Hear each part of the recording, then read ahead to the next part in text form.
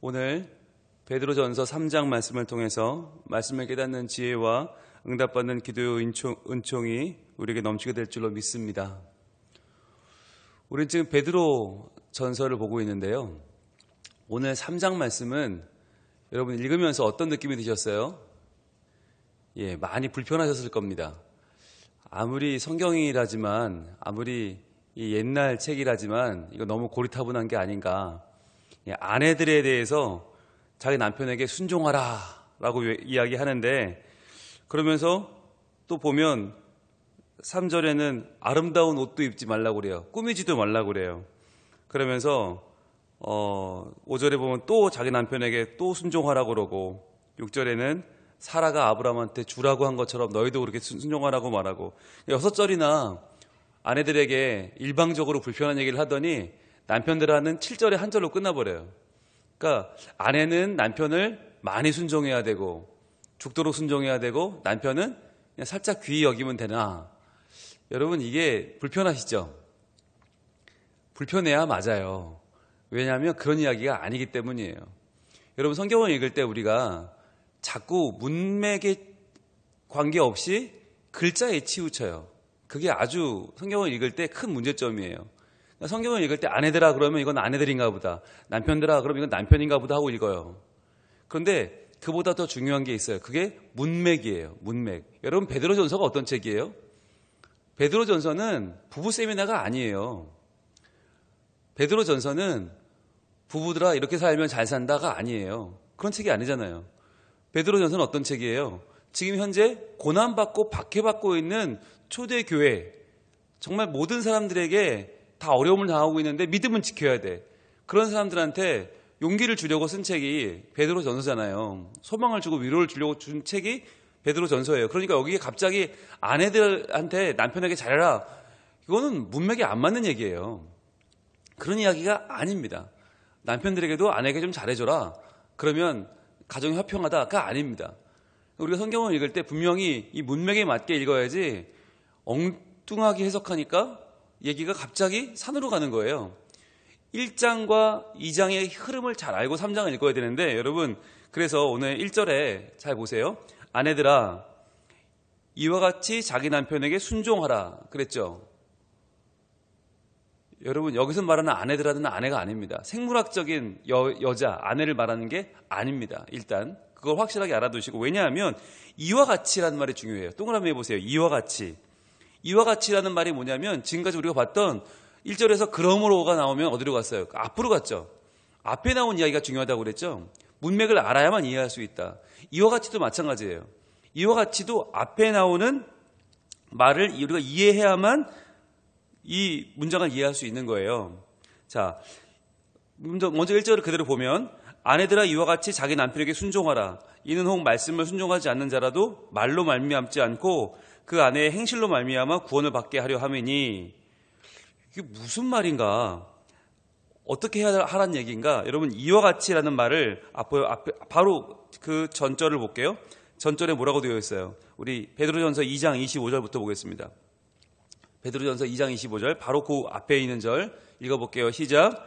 너희가 전에는 양과 같이 길을 잃었더니 이제는 너희 영혼의 목자와 감독되신 이에게 돌아왔느니라 그랬죠. 지금 이 베드로 전서를 받고 있는 흩어진 나그네, 그러나 하나님이 택하신 이스라엘 백성들, 그들은요 전에는 양과 같이 길을 잃은 자들이었어요. 이게 언제예요? 구약시대죠. 메시아가 오시기 전에, 예수님 만나기 전에 그들은 양과 같이 길을 잃고 헤매었어요. 그런데 이제는 예수님이 오신 뒤로 어떻게 됐어요? 너희 영혼의 목자와 감독되신 이 바로 예수님에게 돌아왔죠. 그러니까 이전의 삶은 방황하는 삶이었고, 지금의 삶은 예수님께 붙잡힘 받은 삶이죠. 그러니까 전에는과 이제는이 확실하게 달라요. 전 같으면 아내들이 남편한테 순종할 이유가 없어요. 너도 사람 나도 사람 똑같이 존귀하게 여기면 되지 순종할 이유가 없어요. 근데 이제는 달라진 거예요. 이제는 왜? 내가 예수님을 만났고 그 예수님이 나를 위해서 죽으시고 고난받으시고 부활하셨잖아요. 이제는 그 소식을 전해야 되는 거예요. 누가? 아내가 남편에게. 이 당시 상황을 보면 초대교회에 많은 이들이 여인들이었어요. 지금도 그렇지만 교회는 여인들이 많아요. 유대 사회는 모계 사회이기 때문에 엄마가 유대인인 게 중요해요. 아내가 유대인이어야 돼요. 남편은 헬라인인 경우들이 많았단 말이죠. 헬라인들은 대부분 철학적인 사고에 빠져 있어서 복음을 받아들이지 않았죠. 그러니까 그들에게 복음을 증거하는 아내들, 즉 여기서 말하는 아내들은 누구냐면 먼저 복음을 믿은 사람들이에요. 먼저 예수를 믿은 사람들, 먼저 구원을 받은 사람들이 아내들이에요. 그럼 남편들은 물리학적으로 남편이 아니라 전도의 대상인 사람들, 복음을 전해야 되는 내 배우자들이 남편들이 되는 거예요. 자, 그래서 오늘의 이 25절을 우리가 조금 더 이해하려면 더 앞으로 가면 됩니다. 우리가 2장 9절과 10절, 2장 9절과 10절은 굉장히 유명한 절이죠. 베드로전서에서 가장 유명한 절인데 베드로전서 2장 9절부터 보겠습니다. 그러나 너희는 택하신 족속이요 왕같은 제사장들이요 거룩한 나라요 그의 소유가 된 백성이니 이는 너희를 어두운 데서 불러내어 그의 기이한 빛에 들어가게 하신 이에 아름다운 덕을 선포하게 하려 하심이라 그랬죠. 자, 우리가 하나님의 택하신 족속인 이유가 뭐예요? 왕같은 제사장 된 이유, 거룩한 나라가 된 이유, 그의 소유가 된 백성이 된 이유가 뭐냐면 왜냐하면 너희를 어두운 데서 불러내어 그의 기이한 빛, 구원에 들어가게 하신 이에 아름다운 덕을 선포하게 하려는 것이다. 즉 우리가 구원받은 이유는, 우리가 이 고난 가운데에서 하나님께 택함받은 이유는 뭐냐? 바로 예수님의 구원을 선포하는 것, 이것이 우리 목적이에요. 그래서 10절입니다. 너희가 전에는 백성이 아니더니 이제는 하나님 백성이요 전에는 긍휼을 얻지 못하였더니 이제는 긍휼을 얻은 자니라. 자, 여기 나왔죠. 전에는, 이제는 나왔죠. 전에는 백성 아니었지만 이제는 백성이고, 전에는 긍휼을 얻지 못했지만 이제는 긍휼을 얻은 자예요. 그러니까 어떻게 해야 돼요? 그 구원을 전하고 그 긍휼을 전해야 되는 거죠. 그게 우리 목적이죠. 그 10절이 다시 한번 확인받는 것이 25절 마지막 절이었죠. 양과 같이 길을 잃었지만 이제는 너희의 영혼의 목전에 진 얘기가 돌아왔다. 자, 이 2장의 분위기를 알고 3장으로 들어가는 거예요. 들어가면 이 3장 1절 다시 들어가면 3장 1절에 나오는 아내들은 누구라고요? 먼저 믿은 사람들. 이게 아내인지 남편인지는 의미가 없어요. 이 가정 안에서 먼저 믿은 사람이 아내인 거예요. 먼저 믿고 예수님의 사랑을 먼저 받았고 이제 그 사랑을 복음을 전해야 되는 사람이 아내예요. 자, 3장 1절 우리 같이 한번 다시 읽어봅니다. 시작. 아내들아 이와 같이 자기 남편에게 순종하라. 이는 혹 말씀을 순종하지 않는 자라도 말로 말미암지 않고 그 아내의 행실로 말미암아 구원을 받게 하려 함이니. 자, 이제 그럼 얘기가 술술 풀립니다. 자, 아내들아, 즉 아내가 아니라고 그랬어요. 먼저 믿은 자들아, 이와 같이, 즉 예수님이 우리를 고난받고 죽으시고 선택해 주셔서 구원하시고 우리에게 복음을 증거하게 하신 것 같이 자기 남편에게 순종하라. 자기 남편은 누구예요? 아직 안 믿는 사람, 구원 대상자에게 순종해 주라는 거예요. 순종해 줘라. 왜냐하면 그래야 그 사람 마음이 열리니까. 이는 왜냐하면 혹 말씀을 순종하지 않는 자라도, 여기서 말씀은 복음입니다. 로고스 앞에 토라고 하는 정관사가 붙으면 그 단순한 말씀이 아니라 복음이에요.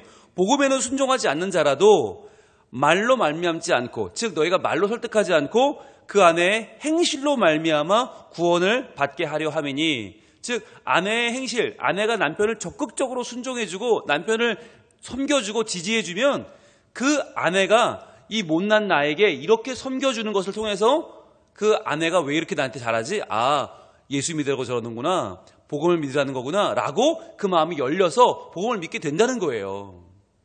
지금 그 얘기를 하는 거예요. 그러니까 만약에 이걸 성별을 바꿔도 문제가 없어요. 남편이 먼저 믿었어요. 아내가 아직 예수를 몰라요. 그러면 그 남편이 아내에게 말로 설명하고 말로 예수를 믿게 하기는 어렵다는 거예요. 그럼 어떻게 하는가? 섬겨주어라. 철저하게 섬겨주면 그 아내가 감동을 받고 우리 남편이 나한테 왜 이러지? 아, 교회에 나오라고 이러는구나 라고 그 마음이 조금씩 열려서 결국은 그 예수를 영접하게 된다는 거예요. 지금 베드로는 그 얘기를 하는 거예요. 이게 아내, 남편, 이게 중요한 게 아니고요. 과연 먼저 믿은 사람이 이 박해의 때에, 이 고난의 때에 기독교의 복음을 증거하려면 어떻게 해야 될 것인가? 말로만 떠들지 말고 순종해 주어라. 너희의 삶의 행실로 말미암아 구원을 받게 하라는 거예요. 오늘날 우리는 어떻습니까?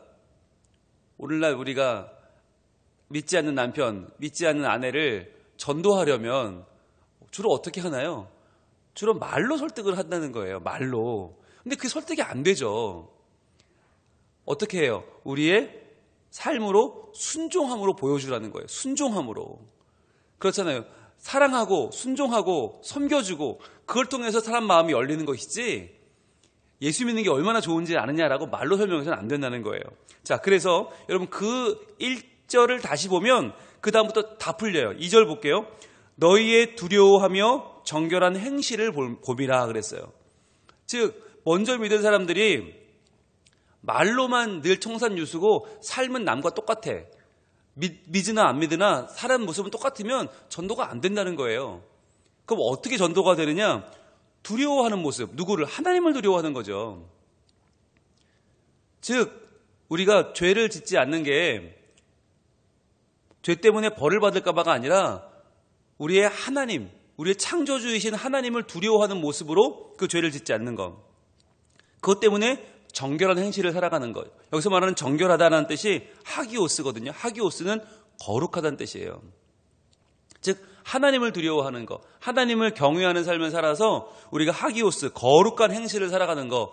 그걸 보면 그 남편이 믿지 않는 배우자가 마음을 열고 복음 안으로 들어올 것이다라는 거예요. 여러분 이 당시는 어떤 당시예요? 예수 믿는다는 이유 때문에 사자굴에 던져지고 예수 믿는다는 이유 때문에 온몸이 톱으로 켜지던 시절이에요. 그러니까 예수 믿으면 목숨을 내놔야 돼요. 그러니까 이 목숨을 걸고 예수를 믿어야 되는 시대이기 때문에 이게 말로는 설득이 안 된단 말이에요.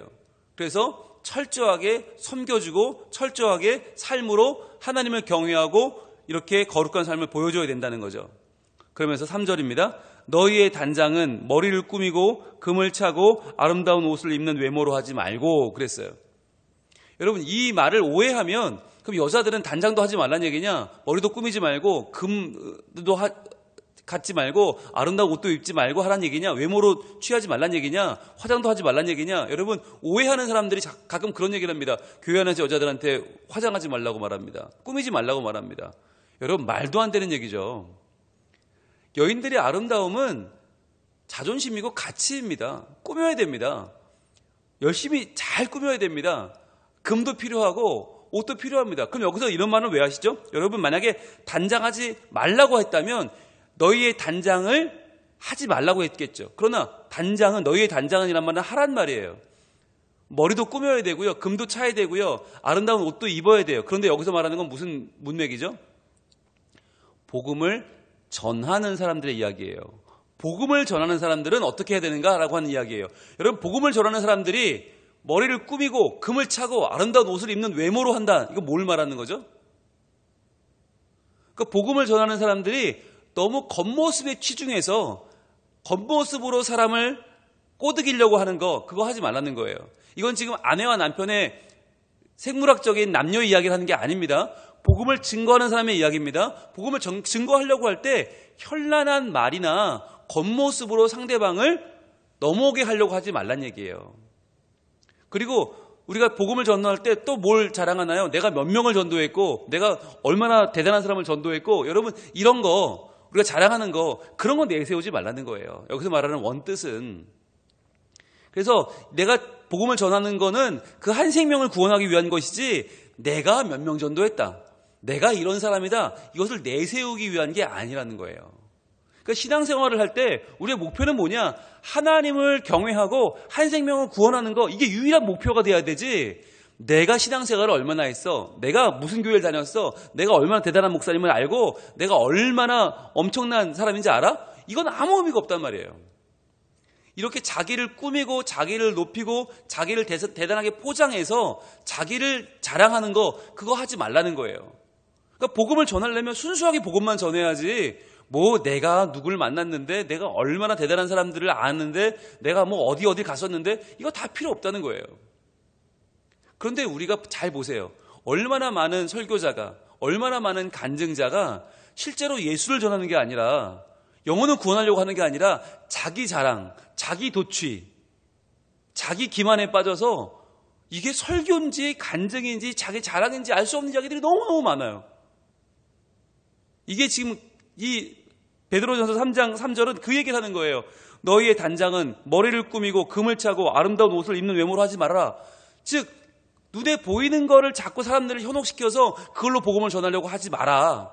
그럼 어떻게 하라는 거예요? 4절 오직 마음에 숨은 사람을 온유하고 안정한 심령에 썩지 아니할 것으로 하라. 이는 하나님 앞에서 값진 것이니라.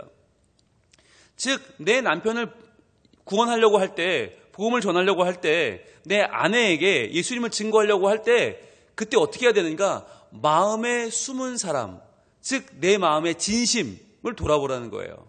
그래서 온유하고 안정한 심령에 썩지 아니할 것으로 하라. 썩지 아니할 것은 뭡니까? 하나님 말씀이죠. 썩지 않고 항상 있고 살아있는 하나님 말씀, 그 말씀을 내가 품어서 내가 온유한 사람이 먼저 돼야 되고 안정한 심령을 가져야 한다는 거예요. 왜? 복음을 전하면 어떻게 돼요? 튕겨나오잖아요. 복음을 전하면 거부당해요. 그러면 사람이 한두 번이지 자꾸 그러면 화가 나요. 욱하는 심정이 일어나고, 야, 내가 뭐 네가 대단해서 그런 줄 알아? 내가 복음이 귀하니까 그러는 거지, 하나님 명령이가 그러지, 내가 당신이 뭐가 얼마나 대단한 사람이라고 전도하는 줄 알아? 안 해! 이럴 수 있단 말이에요. 그런데 그런 게 아니라 온유한 마음과 안정적인 사람의 마음을 가지고 썩지 않는 하나님 말씀으로 우리가 복음을 전해야 한다는 거예요. 이는 하나님 앞에서 값진 것이니라. 이게 값진 것이지 우리가 금으로 치장하고 은으로 치장하고 자랑하고 대단하게 보인다고 해서 그게 복음을 전하게 하는 힘이 되지 않는다는 거예요. 그래서 오늘 말씀은 여자들한테 화장하지 마라, 뭐 단장하지 마라, 그런 뜻이 아니에요. 복음을 전하는 사람들의 자세에 대해서 말하는 거예요. 여러분 여기서 3절에 아까 나왔던 너희의 단장이란 단어 있잖아요. 단장이란 단어가 뭐냐면 코스모스입니다. 코스모스가 뭐예요? 코스모스? 이게 우주의 질서입니다. 정리하다, 배열하다, 정리, 배열이라는 뜻이 코스모스예요. 그래서 여기서 화장이란 단어가 나왔어요. 화장이 뭐죠? 화장품, 코스메틱. 코스메틱이라는 이 화장품이라는 단어가 원래는 코스모스, 정리하고 배열한다는 데서 나왔어요.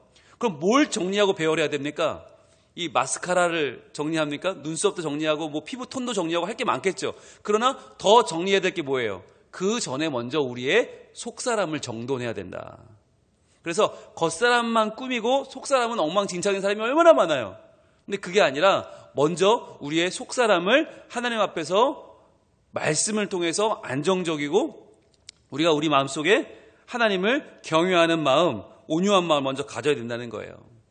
그 마음을 가질 때에만 어떤 일이 벌어집니까? 우리를 통해서 복음이 증거될 수 있다. 그 마음을 통해서만 복음이 선포될 수 있다는 거예요. 5절입니다. 전에 하나님께 소망을 두었던 거룩한 부녀들도 이와 같이 자기 남편에게 순종함으로 자기를 단장하였나니 그랬어요.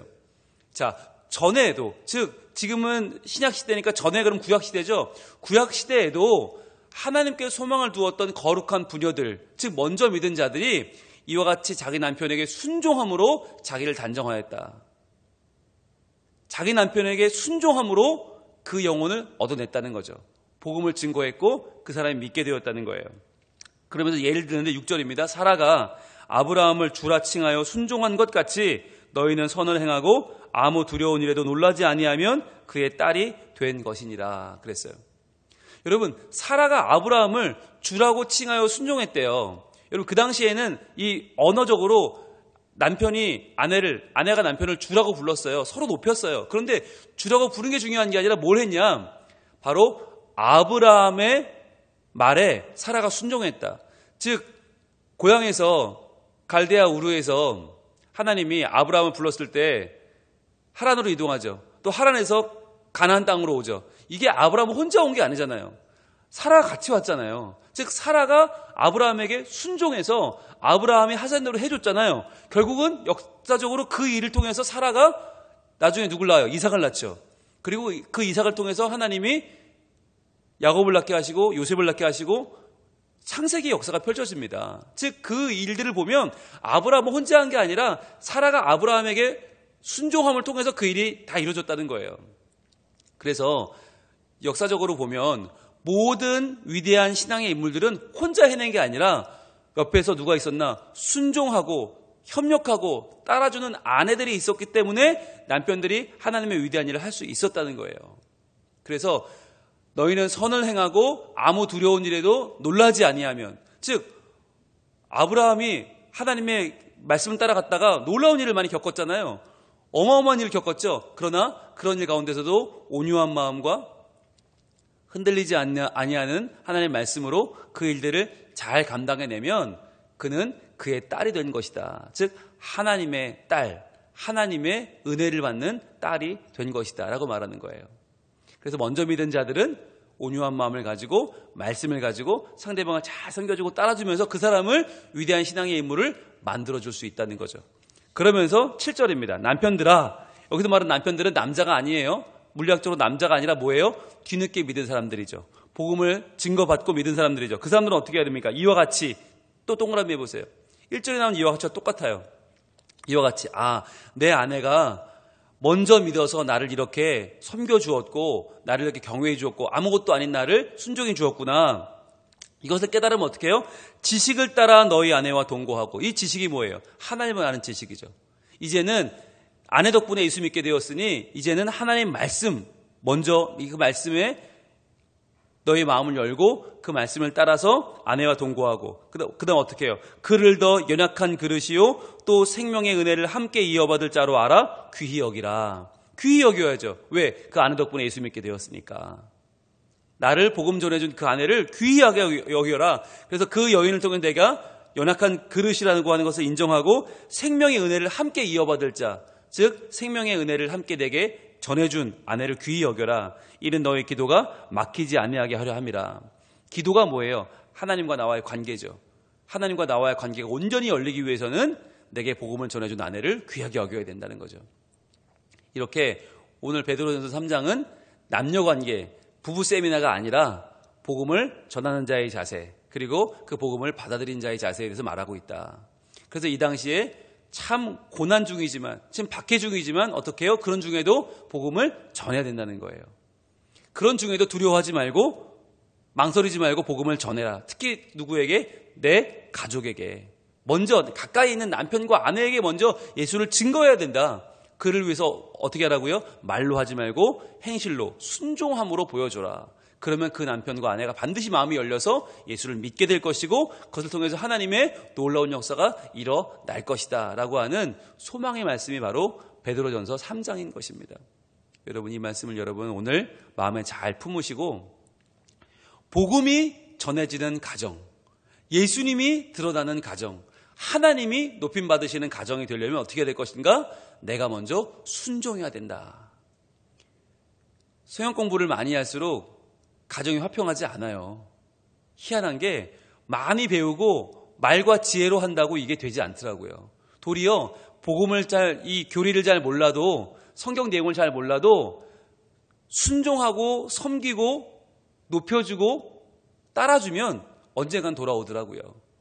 오늘 이 말씀을 여러분 잘 마음에 품으시고 내가 예수 믿는 경력이나 예수 믿은 내 화려한 이력으로 상대방을 끌어들이는 게 아니라 때로는 우직하게 섬겨줌으로써 그 마음이 열려서 하나님의 복음이 들어가고 결국은 그 영혼을 구원하는 날이 오게 될 줄로 믿고 함께 생명의 은혜에 동참하게 되는 그날이 올 줄로 믿고 내 남편과 아내를 위해서 기도하면서 순종하면서 그 마음을 얻어내 끝내 하나님 나라에 함께 들어가는 놀라운 역사, 놀라운 은혜를 우리 모두 함께 누리게 되기를 소망합니다. 기도하겠습니다.